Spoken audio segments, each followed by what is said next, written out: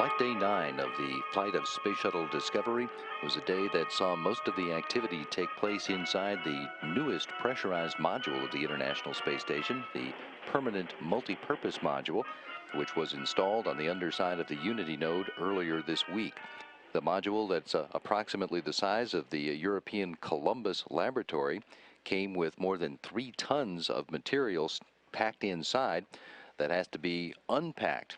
And part of the reason that extra days were added to Discovery's docked time at the International Space Station was to provide the 6 shuttle crew members 2 more days so that material could be unpacked and distributed around the space station to the locations where it's destined to go, and so that the shuttle crew members could assist their station colleagues in outfitting the PMM, in getting the racks reconfigured into the configuration that they need to be in for long-term life on orbit.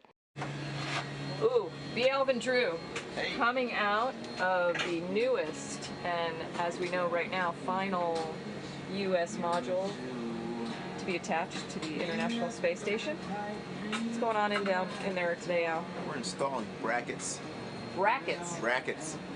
Brackets for racks. All right, because there's a lot of racks down in there, aren't there? A lot of rack spaces down there.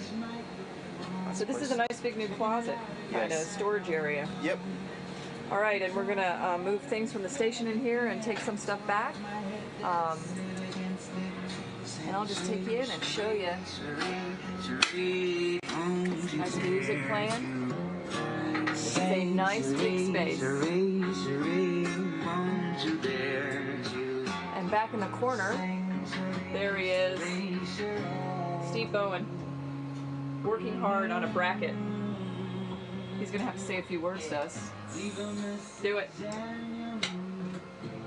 It's just like a Saturday afternoon in the garage. All right. Thank you, Steve. Except I have the right tools at home. Oh.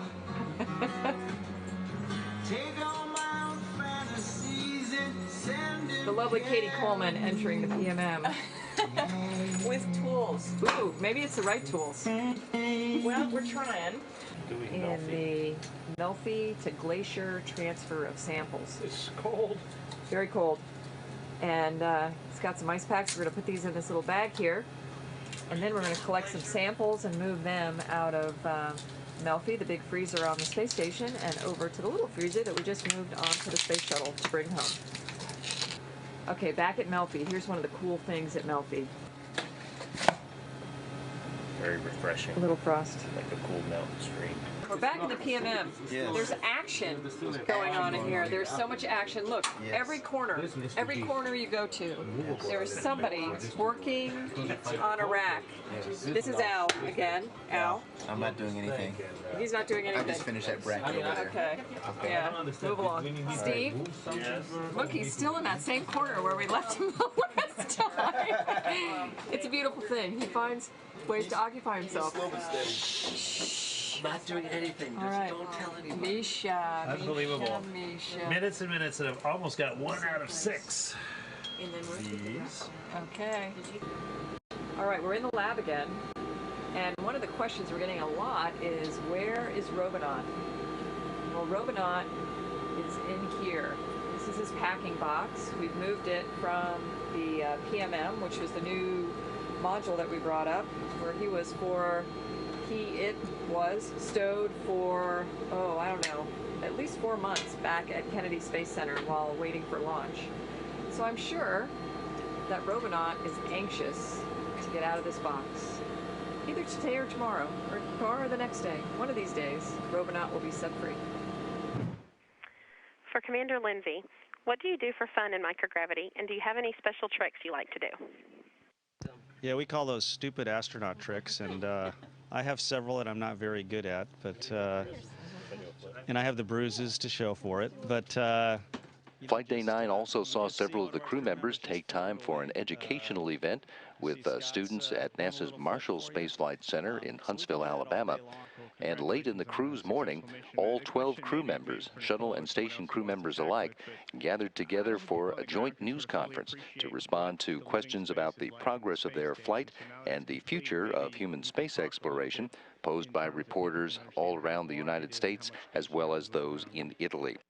And just to start off, and Mike Barrett points this out, is that this space station here now is the largest pressurized volume in space in history. It's huge. I mean, I use a word my son uses all the time, which is ginormous.